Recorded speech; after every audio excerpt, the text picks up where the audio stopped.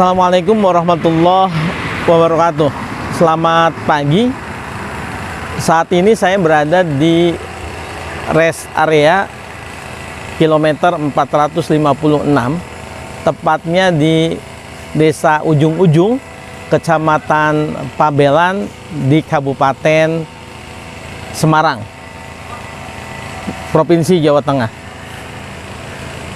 Rest area ini berada di desa ujung-ujung itu, dan karena wilayah ini di sebelah sana itu Salatiga, maka seringkali pengendara atau yang singgah menyebutnya dengan rest area 456 Salatiga, padahal sebetulnya berada di wilayah administratif desa ujung-ujung, Kecamatan Pabelan, Kabupaten Semarang, Jawa Tengah. Kita tadi sholat subuh dan menikmati sejenak istirahat dari perjalanan Jember menuju ke kota atau Kabupaten Subang di Kecamatan Subang Kota. Agendanya sekitar jam 11 siang nanti di sana. Sahabat pembelajar, saya di kesempatan udara pagi yang segar ini ingin menyampaikan materi yang saya janjikan. Apa itu perbedaan atau bagaimana pemeringkatan antara pengetahuan, kemudian ilmu pengetahuan, filsafat, dan kemudian filsafat hukum. Sahabat, manusia adalah makhluk yang serba ingin tahu. Manusia selalu diliputi oleh rasa keingintahuannya. Rasa keingintahuan manusia itu naluri sebagai manusia. Kita bisa melihat lewat observasi kita, lewat pengamatan keseharian kita, ketika bayi, balita kecenderungan untuk meraih atau mengambil apa yang dipandangnya, dipikirnya, begitu kan, sesuatu yang menarik. Bahkan ketika di kegelapan atau remang-remang, si anak cenderung misalnya ketika orang tuanya menyalakan lilin untuk meraihnya, dan tentu saja itu berbahaya untuk anak-anak, bisa membakar tangannya atau lengannya atau apapun. Nah, keinginan tahu itu naluri. Lalu kemudian rasa ingin tahu itu terus berkembang sesuai dengan perkembangan kejiwaan, perkembangan usianya, dan perkembangan apa yang ia ketahui selama ini. Rasa ingin tahu itu menjadikan manusia seseorang yang terus mencari tahu. Proses mencari tahunya itu ada yang dilakukan secara biasa-biasa saja, misalnya coba-coba. Kemudian ada juga yang disebut dengan trial error, lalu tidak sengaja, lalu bisa juga tahunya itu karena faktor kuasa, faktor wibawa, faktor otoritas. Diberitahu oleh seseorang yang punya otoritatif, yang punya otoritas untuk memberitahu karena kelebihan dari berbagai sumber. Sahabat, dari rasa ingin tahu itu kemudian manusia menghasilkan pengetahuan.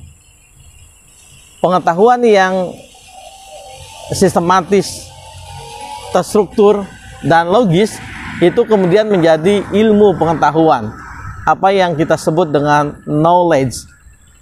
Jadi manusia to knower, rasa ingin tahunya to know, dilakukan to knowing, lalu kemudian hasilnya knowledge.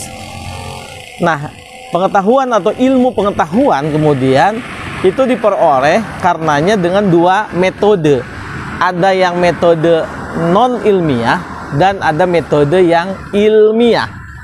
Metode yang non ilmiah misalnya, pengetahuan diperoleh dengan cara non ilmiah itu adalah uji coba yang basisnya trial, kadang-kadang error, trial lagi, error lagi. Kalau dilakukan secara sistematis, belajar dari kegagalan lalu diperbaiki, coba lagi, gagal lagi. Thomas Alva Edison kita kenal ketika menemukan temuannya yang luar biasa itu, konon kabarnya sudah melakukan uji cobanya berulang-ulang. Lalu sahabat, ada juga misalnya ketidaksengajaan ketika kina, obat untuk demam tinggi itu ditemukan oleh suku yang nomad yang berpindah-pindah. Sebagian besar anggota sukunya, warganya demam dan tidak bisa sembuh dengan pengobatan yang biasa. Lalu ada 1-2 orang di anggota suku itu minum di danau yang danaunya agak cenderung coklat. Ternyata setelah minum air danau itu sembuh.